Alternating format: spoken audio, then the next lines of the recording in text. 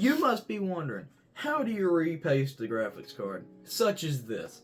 Well, I'm here to tell you that today. Firstly, going over a couple things, you have to realize these are fragile before you do this. And it is something you should do yearly, which I'm going to do it in my graphics card, which hasn't been changed in like 10 months to a year. But anyways, let's go ahead and hop into this. And I'm not doing it on this graphics card because this one constantly overheats. So firstly, you want to get something called Furmark.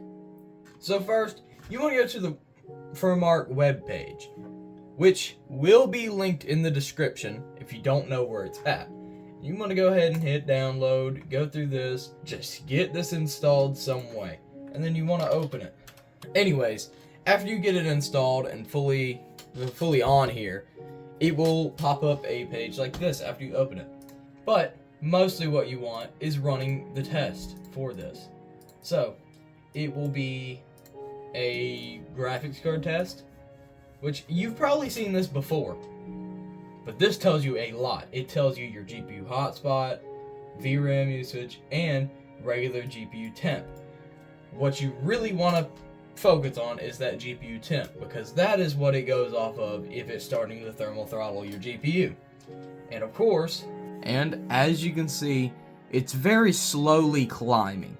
It's creeping up higher and higher, which after it gets heat soaked and everything, it tends to go above 70 on this card, which isn't hot, but it's normally under 70. It's normally at like 65, even with an overclock. So I'm gonna go ahead and apply that overclock so it heats up a little bit quicker. As you can see, that is not default clock speed for a 1080. That is just plain out wrong, but whatever. But as you can see, it is creeping higher and higher now, while only consuming like max like 220. So kind of varies on this one. But as you can see, it is creeping higher and higher, which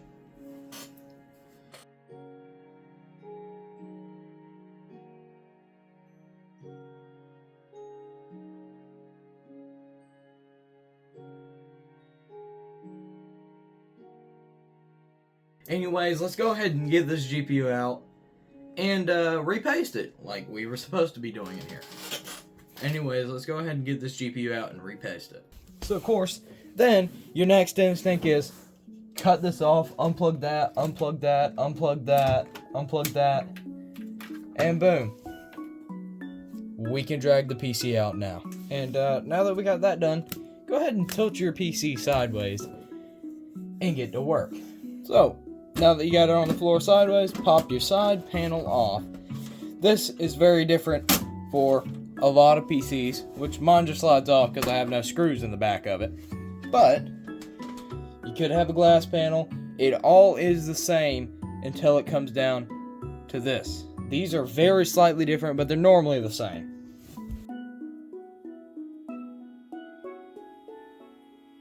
And this is all the tools you will need to change it.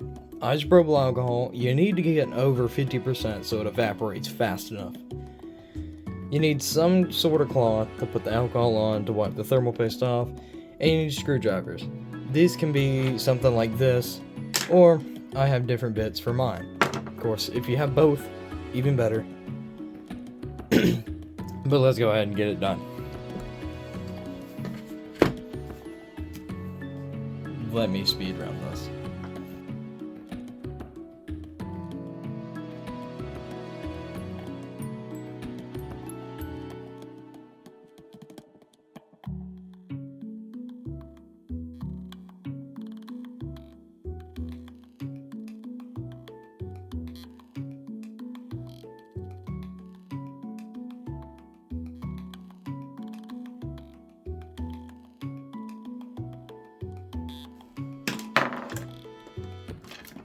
And also, must I mention, when you pop this apart, pay attention because there is a fan connector. somewhere on this graphics card you gotta watch out for, because if you break it, the fan won't work. And seems like mine are on the corners here.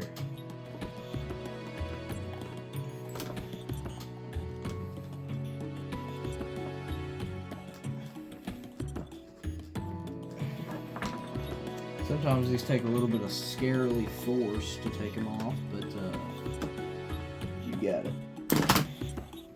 Alrighty, and there it comes apart.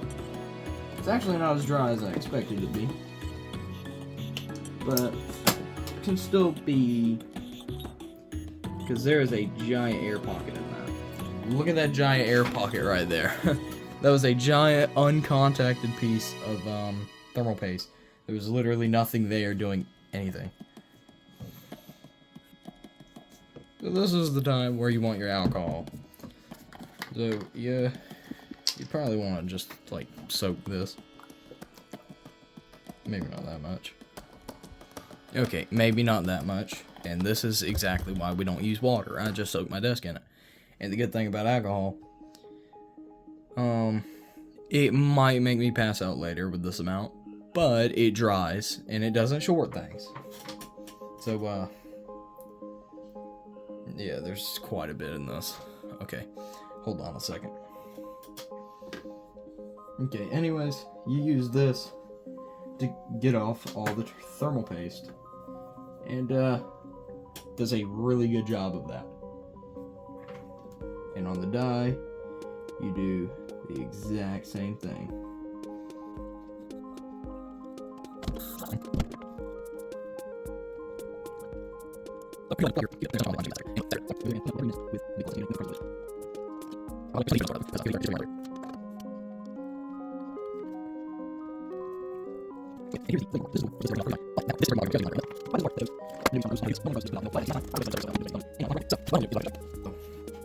What I normally do is what I'm fixing to show you.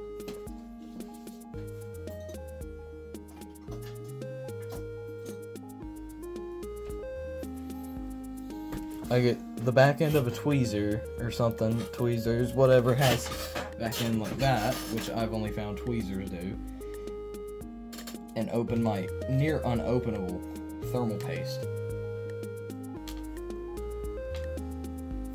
So then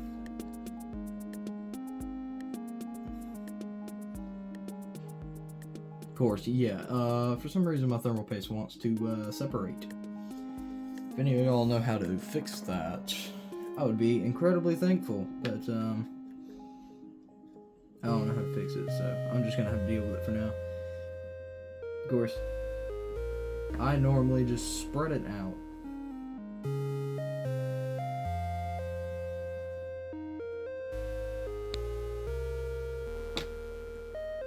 And yeah, so I pretty much just spread it out. And I'm not going to replace these thermal pads, because normally you don't have to change these every like 5 years. Because as you can see, they're still sticky, floppy, and they still conduct quite a bit of heat energy.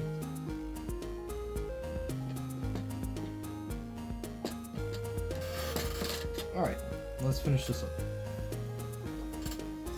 So, for putting it back together, you literally do the exact opposite of what you did before.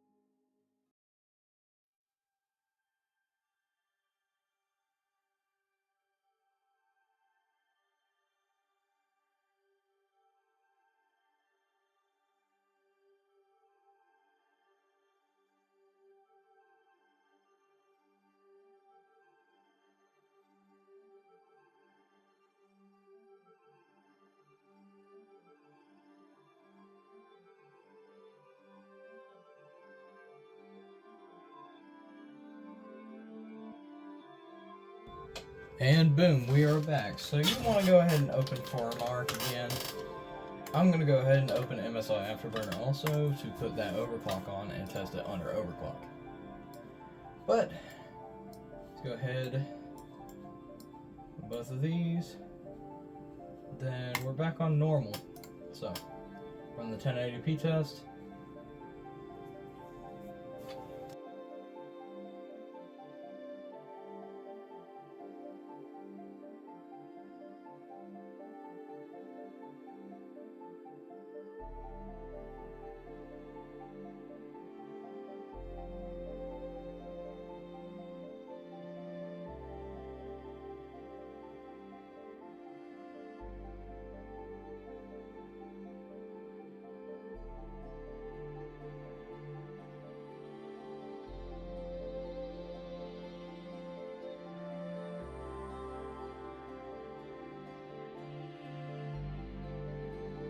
Ooh, and it's actually not moving.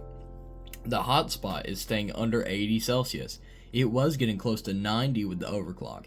But now that we removed that hotspot and the GPU die, boom, total improvement.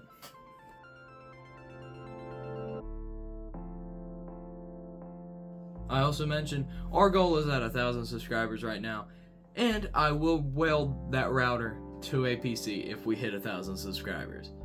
You could also watch the video of me building this PC. I forgot how long ago it was, but go ahead and click that video. Oh, and any other questions, please comment them down below. I will hopefully answer them in a YouTube short and reply to you with the link to that YouTube short.